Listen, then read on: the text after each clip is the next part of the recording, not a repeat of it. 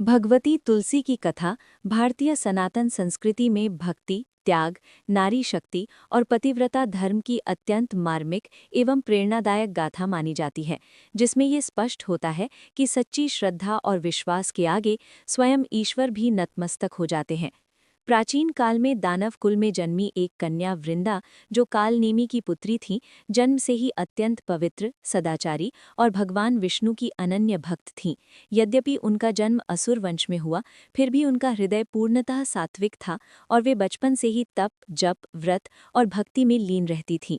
समय आने पर उनका विवाह महान पराक्रमी दानव राजा जलंधर से हुआ, जिसकी उत्पत्ति भगवान शिव के क्रोध से मानी जाती है और जो अपने अद्भुत बल, साहस और युद्ध कौशल के कारण देवताओं तक के लिए अपराजेय बन गया था।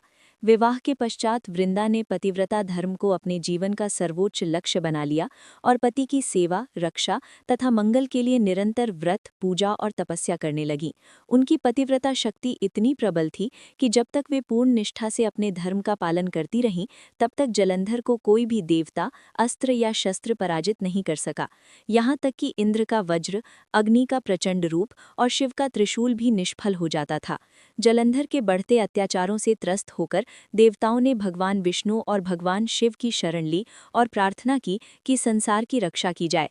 तब ये ज्ञात हुआ कि जलंधर की शक्ति का मूल उसकी पत्नी वृंदा की पतिव्रता शक्ति है और जब तक उसका पतिव्रत अखंड है, तब तक जलंधर का अंत संभव नहीं। धर्म की रक्षा के लिए भगवान विष्णु ने अत्यंत कठिन किंतु आवश्यक लीला का सहारा लिया और जलंधर का रूप धारण कर वृंदा के समक्ष प्रकट हुए।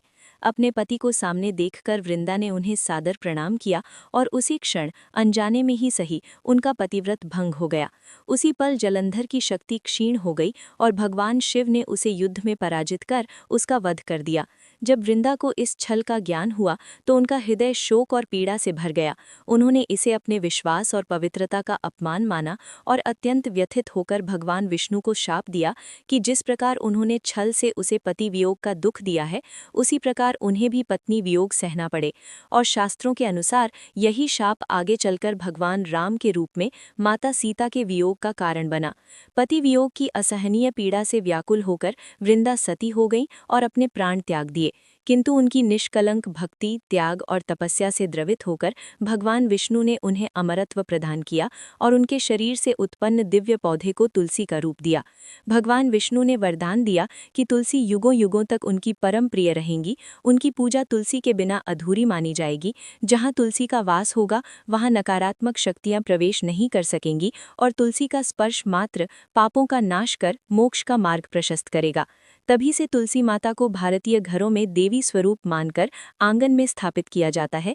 प्रातःकाल दीप जलाया जाता है, जल अर्पित किया जाता है और कार्तिक मास में तुलसी विवाह का पावन पर्व श्रद्धा और उल्लास के साथ मनाया जाता है। भगवती तुलसी की ये कथा हमें ये शिक्षा देती है कि सच्ची भक्ति कभी व्यर्थ नहीं जाती। नारी का त्याग और तप संसार को दिशा दे सकता है। विश्वास सबसे पवित्र संपदा है और धर्म की रक्षा के लिए कठिन निर्णय भी कभी कभी अनिवार्य हो जाते हैं। इस प्रकार तुलसी माता केवल एक पौधा नहीं, बल्कि सनातन धर्म की जीवंत आत्मा, पतिव्रता नारी की शक्ति और भक्त तथा भगवान के शाश्वत संबंध का पावन प्रतीक हैं।